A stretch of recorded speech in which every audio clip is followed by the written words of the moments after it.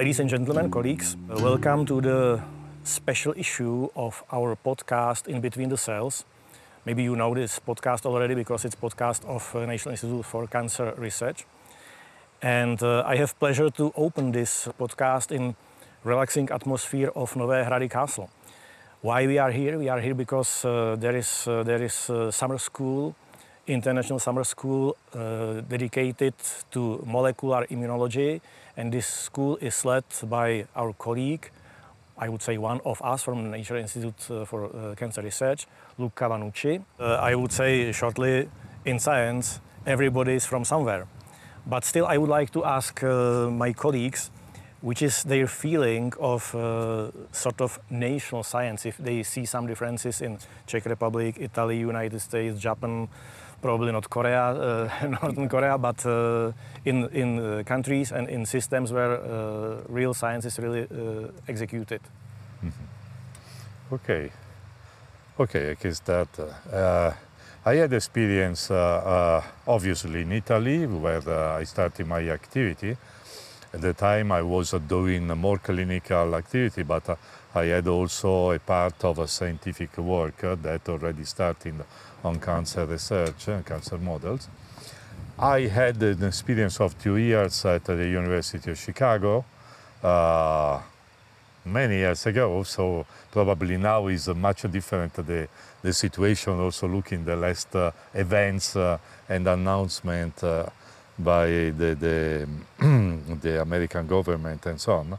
And then the experience in Czech Republic, that is the longest one, because of 26 years that I work here. And I have to say, the question of quality, of interest and the commitment of research is more or less equivalent. So in the places where you do science, people is interested to do science really. Then the problem can be how this can be developed and the relationship between individuals inside the environments. In Italy, there was a very good level, I mean, as intellectually proposals and so on, but a restriction of money.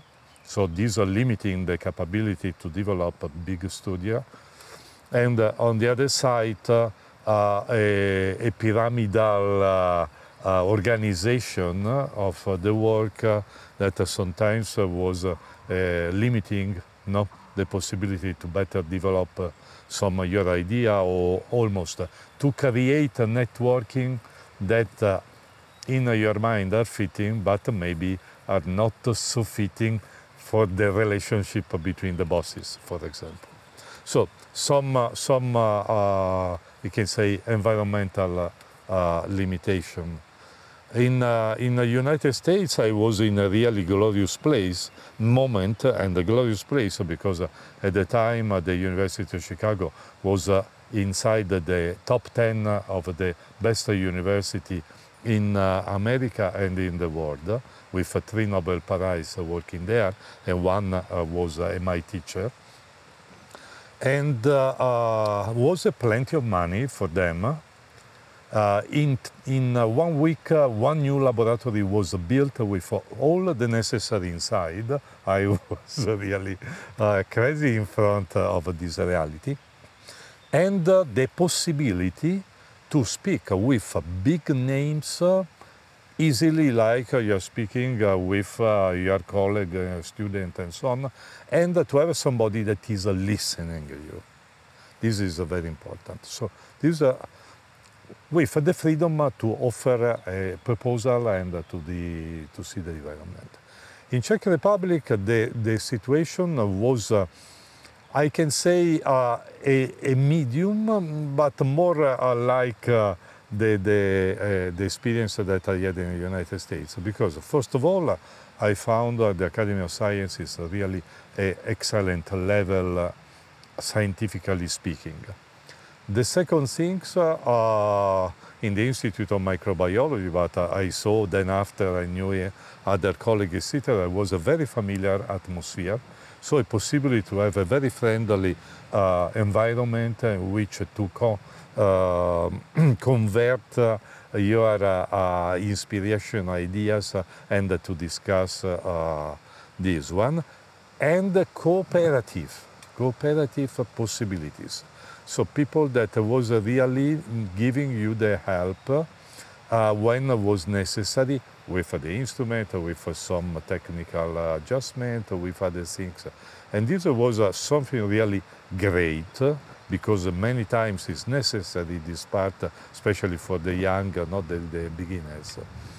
And when I started in the end of 90s, beginning of the 2000, was also a period in which the government was pushing money for growing, not the structural things in the science in Czech. And so this was helping also the update, the increasing quality of the instrumental part. In the time, I have to say that remained the possibility to connect with the other very easily. And I assisted to a very interesting thing in our campus, where are 7 different institutes of the academy, that more and more is developed the networking between the institutes. So the way how to make facilities that are becoming no more for a single one, but for the scientists that need. That is much different than from the institute of the group. So this is a really great achievement. Maybe I can add also something that really the structure of science and system in different countries is different. So for example, in some countries, so the more important scientific organization and center are located in the capital. So one good example is France, for example, where really in previous time especially the best science in biology and medicine was made in the capital.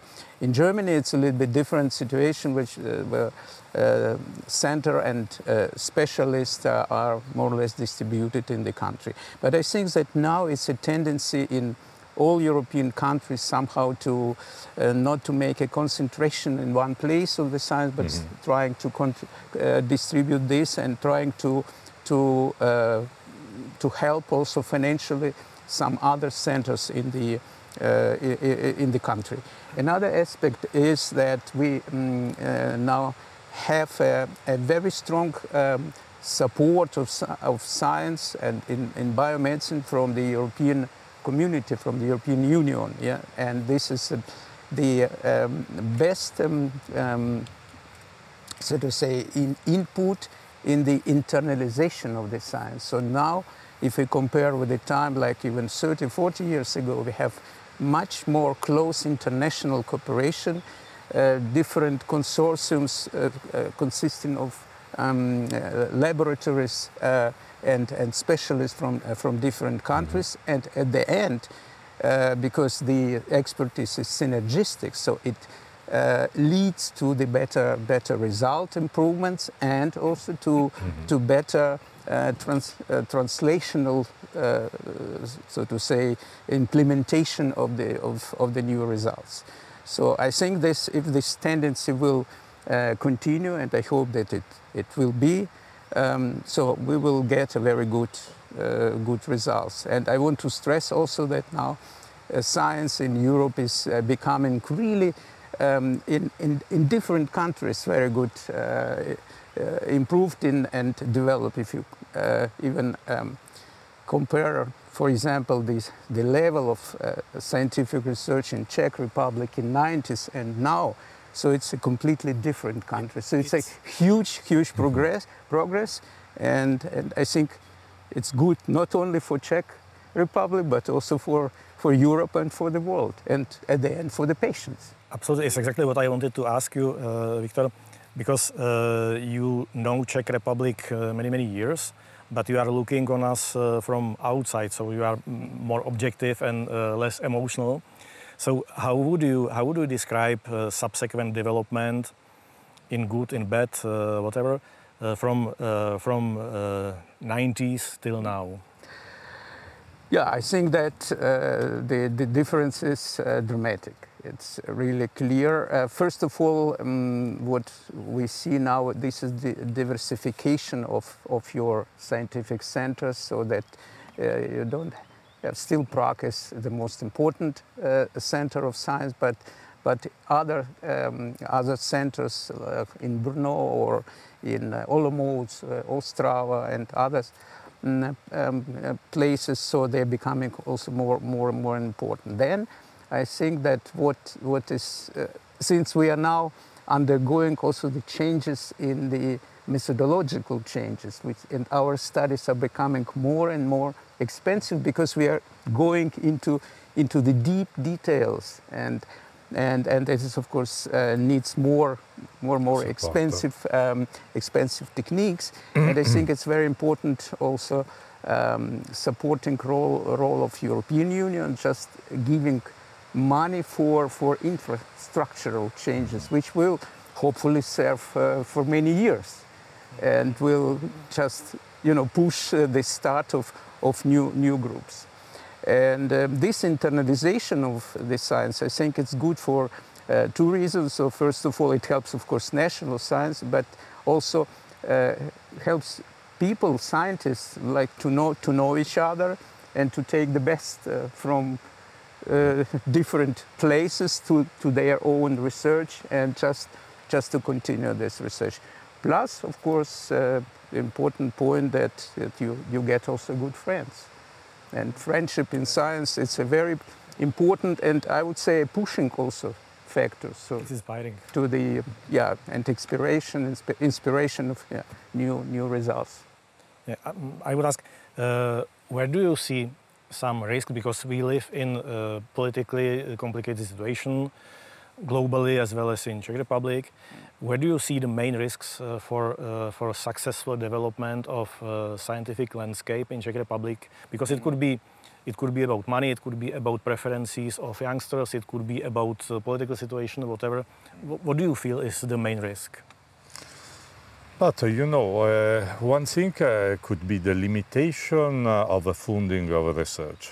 This is the big issue that is every time, because depending what are the political opinions and the relief that is given to research and the output that this one can give not to the society or the general welfare, etc. There are preferences in looking for a different way how to achieve scientific qualities or information than produce in the place, buying instead to input for research that is more maybe problematic in principle, but that is important because is the inputting and sustaining the laboratories is a way how to create the generation of the future, because the students are coming to work there, the PhD are developing there, so you are creating the future researchers that will bring a new idea, maybe a Nobel Prize, the most brilliant or other, but you create the milieu, the environment that is necessary to maintain high level of knowledge and to produce a new level. On the other side, the possibility to sustain enterprises that start and can risk then to go down. One was the problem for BioSef, for example, that is a very important center that is not in Prague, that is in this politic of spreading, and to try to create a center in which there are also instruments and competencies that can be useful not only for the place but for the national and international collaborations. On the other side, there is the NICR. It is another structure that is now showing that putting together the energies is an absolutely fabulous experience and incredibly productive, because as demonstrated by a presentation yesterday about the results, we have over results on the plan in the beginning. So it means that really the strengths together is making higher strengths and not blocking each other, because there is a spirit of collaboration, and because there are also the opening to this international collaboration that each institute can bring. So it's a richness, and this should be something to continue and to maintain as a stable reality achieved by the Czech Republic. Another thing that I think the risk is depending how the governmental orientation they are, how the general situation is going to evolve, even internationally, now with the wars that we have seen, etc., the possibility to have changes in relationship between scientists. Because also this one can limit the exchange, the capability to open horizons, collaborations, and the possible sharing of important knowledge that instead conditions of peace, conditions in which there is maintenance of a richness that is instead put in problem by war conditions or special choices, political choices, can instead inhibit. Well, just to add a couple of words, because now, as you know, well, we are living a very turbulent world, and so my personal concerns is that, you know, if now European governments and also United States and Canada will agree to increase their military expenses, which I think it's really important and necessary to be done, then we have to somehow to warn our government representatives that not to save money which they can invest into the science, because we are, I think, especially in biomedical area, so we got in last 30 years really so dramatic breakthroughs. So for example, in treatment of cancer or in treatment of neurological diseases, cardiac diseases. So then it would be, I think, also even from financial point of view, from the point of profit, very bad now then cut the support of the things which are bringing a very good success. So it will be bad management, even thinking about this. But thinking from the point of scientific community, I think now where we achieved a very good results, we have achieved a good collaboration between scientists from the different countries. So it's really very important now to support this, and in this turbulent world to make at least community of friends, or at least good colleagues, which will never fight against each other. This is, I think, the social aspect of science and scientific work we should also take into account. It's a social message, really, the collaboration, international staying and friendship that can be in the sharing of the things and not fighting against each other.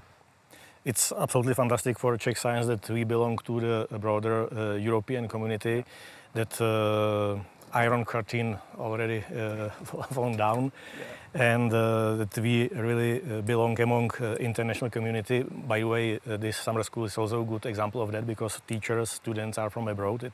In past one would never believe in that, but still, and now I mean it in positive connotation.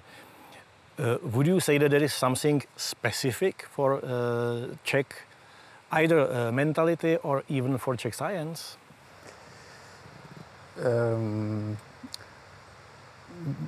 Yeah, I think that Czech scientists are really very, very creative, and even having, let's say, comparably lower level of financial support in comparison to other countries. So I can compare with Germany, for example, where we have, of course, higher possibilities. So I think that they still could get a very, very interesting and innovative results because it's, to some extent, so the absence of sufficient support, of course, could stimulate, not to the very end, but at least could help to find non-trivial decisions. So, and my also personal, not only contacts with professors, and directors of institutes, but also contact with PhD students tells that especially talking about PhD students, that students are very good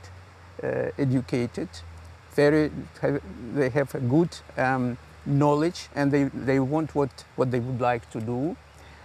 And what is also important, they're thinking that in any case, if they will even study and doing their work abroad, just in one moment to come back to Czech Republic and to bring this innovative knowledge to their country. And I think for this, young people would be very important just to get some financial support, just to help them to establish the new groups and in the country. We have good examples, for example, from China, where the government really invests a lot of money in order to attract young people working, for example, in the United States or in Germany, in Europe, just to come back to China and work there. So probably we should also think about this. I mean, not only in Czech Republic, but including Czech Republic. Some Czech specificity?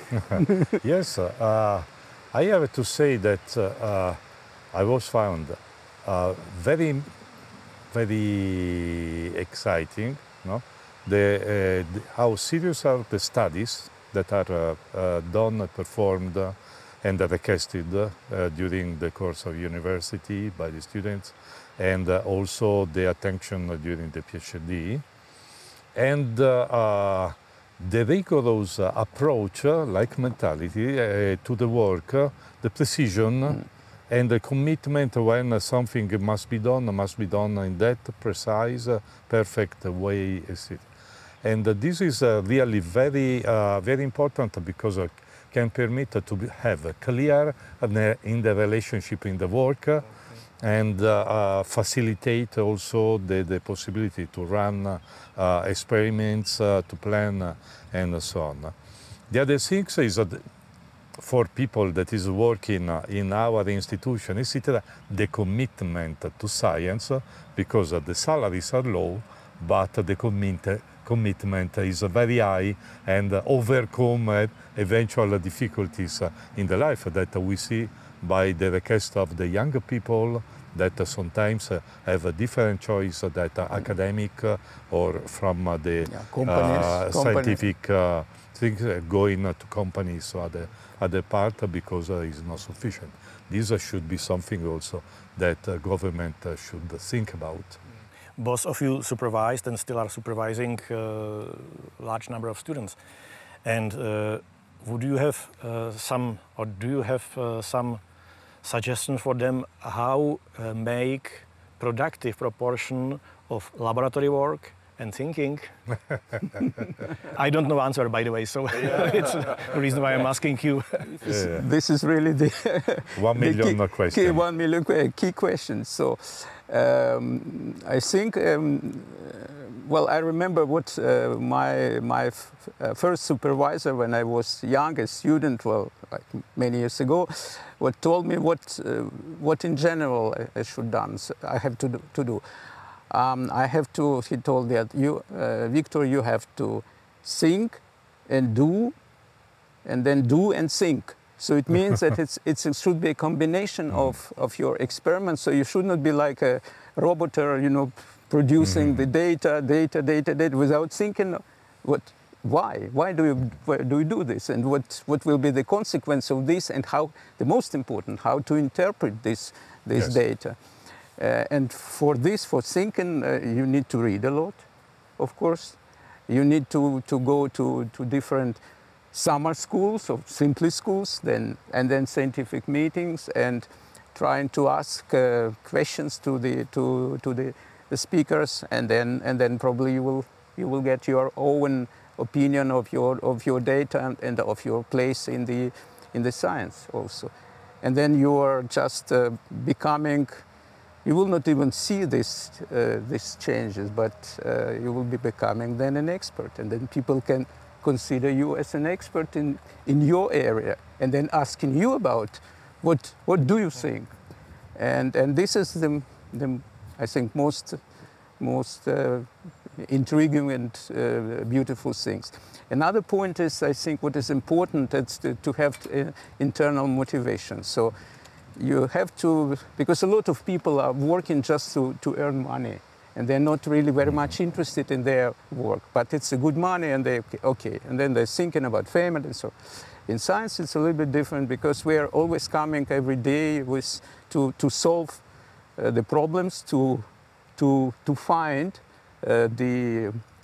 this criminal. In our case, it's the reason of cancer, for example. So and then to try to find the way how to destroy it, how to stop it. And this is like a good thriller, you know. You have to. Yeah. You're all the time, you know. Stimulating fantasy. This is and stimulating, and if you like this, so then it's your place in science, in any kind of science, but especially interesting now it's cancer and immunology. Yeah. Oh, I can say that I compare with what is saying Viktor. I can say a little. Add a little things to recommend to be curious. Yeah. Because if you are not curious, you are losing the motivation of science, and also the motivation why you are doing some experiment and you find something that maybe is new, maybe is not. To go immediately and to read, to find if somebody else has found that one, to compare and enriching your knowledge.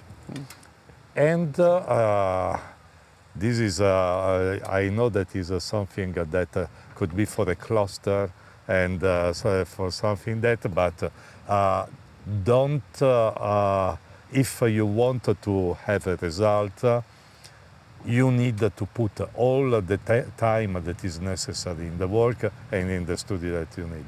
So sometimes with a sacrifice of free time, of some weekend or something else, but don't lose the continuity and the interest while hunting like a detective. You are a bandit. It's why I'm sometimes nervous from long debates about work-life balance, because I think that our profession is part of our life. So it's evident that what you told before, because we are investing our time because we are doing what we like to do. Yes. And you know, it's absolutely logical what you told about complementarity and endless restarting of thinking, doing, because our work is inducing new questions.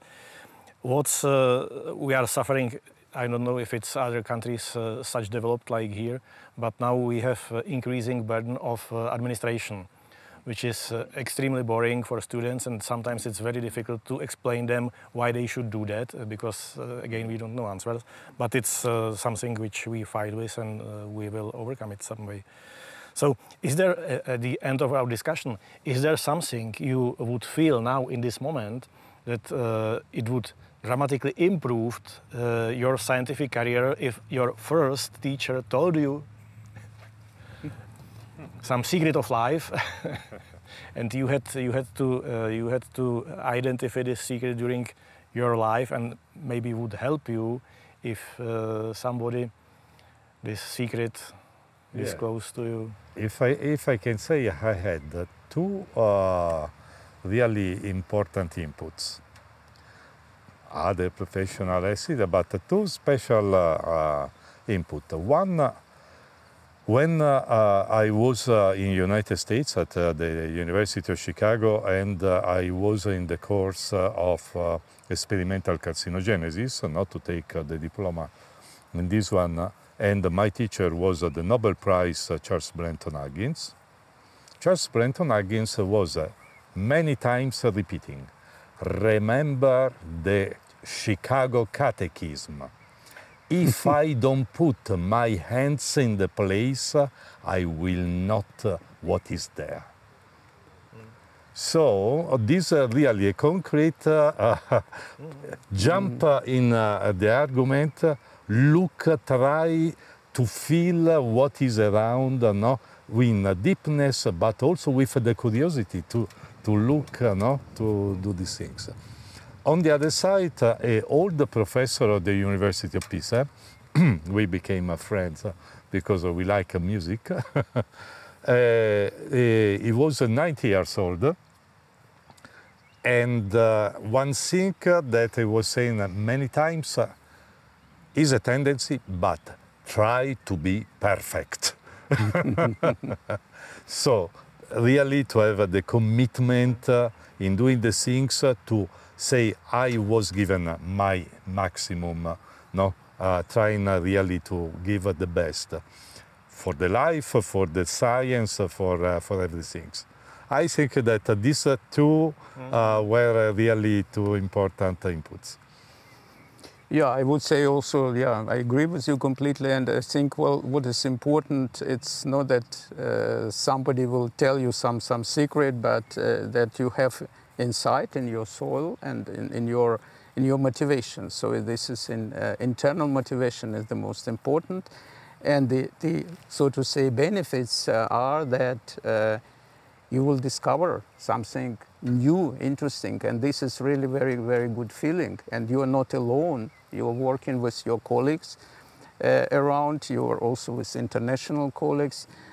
And then another good point, which is important, it's well, we were talking a lot about international collaboration. So then you're visiting different countries and you see different people, and it.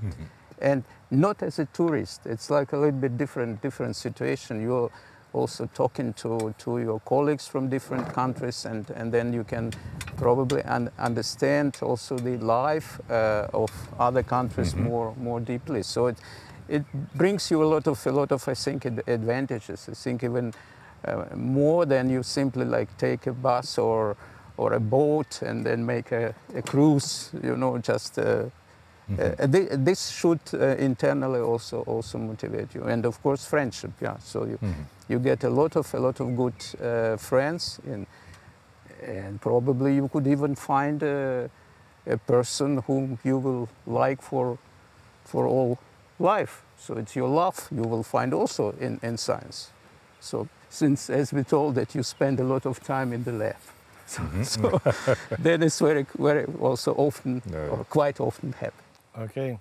Thank you, gentlemen. Thank you very much for the pleasure to discuss with you, to discuss science, to discuss life philosophy, to discuss your personal examples. It was nice to be here with you. And again, thank you and see you soon. Yeah. Thank you very much. Thank you very much. Really. It's our pleasure.